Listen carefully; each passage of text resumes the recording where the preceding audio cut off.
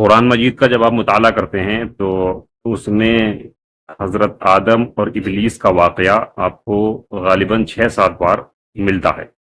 مختلف صورتوں میں اس کا ذکر ہوا ہے۔ تو اس واقعے میں اور بہت ساری نصیحتیں ہیں، اس کے علاوہ ایک بہت اہم نصیحت انسانی زندگی کے لیے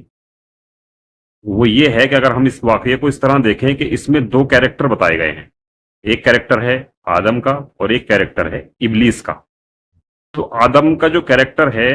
اس میں ہمیں کیا سیکھ ملتی ہے کہ جب ہم سے غلطی ہوتی ہے، کسی بھی انسان سے کوئی غلطی ہوتی ہے اور وہ غلطی اس پر واضح کر دی جاتی ہے تو وہ اس غلطی کو ایکسپٹ کر لیتا ہے اور پھر اپنی غلطی کی معافی چاہتا ہے۔ یہ آدم کا کیریکٹر، جیسے کہ قرآن مجید میں ذکر ہوا کہ جب ان پر یہ بات واضح کر دی گئی تو انہوں نے اللہ کی طرف رجوع کیا اور توبہ کی اور ان کی توبہ قبول کر لی گئی۔ یہ آدم کا کریکٹر ہے۔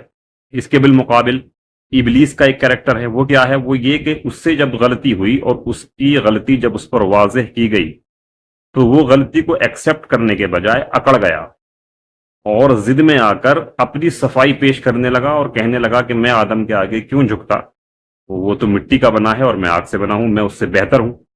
بہرحال مطلب کل ملا کر یہ ہوا کہ اس کی غلطی اس پر واضح ہونے کے باوجود وہ اپنی صفائی پیش کر رہا تھا اور اپنی غلطی ماننے کو تیار نہیں تھا۔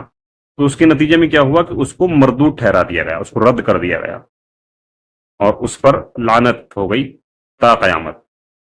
تو یہ 2 کریکٹر زندگی میں انسان کے سامنے آتے رہیں گے اور اس طرح کے موقع انسان کے سامنے آنے ہیں۔ اب ان 2 کریکٹر میں سے انسان کو ایک کریکٹر کو چننا ہے، یعنی مجھ سے غلطی ہوئی، اب میری غلطی مجھ پر واضح ہو گئی تو مجھے غلطی کو ایکسپٹ کرنا ہے یا اکڑ جانا ہے اور ضد میں آ کر اپنی صفائی پیش کرنی ہے اور اپنی غلطی کو صحیح ثابت کرنے کی کوشش کرنا ہے۔ تو اگر میں یہ کرتا ہوں دوسرا والا کام تو میں ابلیس کے کریکٹر پر ہوں، اور اگر میں پہلا کام کر لیتا ہوں کہ غلطی کو ایکسپٹ کر کے اور غلطی کی معافی مانگنا، تو یہ آدم کا کریکٹر ہے۔ بس یہ ایک امتحان ہے انسان کی زندگی میں، اور اسی طرح سے قرآن مجید نے جو ہے انسانی زندگی کے لیے بہت ساری رہنمائی، بہت ساری نصیحتیں مختلف مواقع پر دی ہیں۔ ان پر انسان عمل کر لے تو زندگی میں بہت ساری کامیابیاں وہ حاصل کر سکتا ہے۔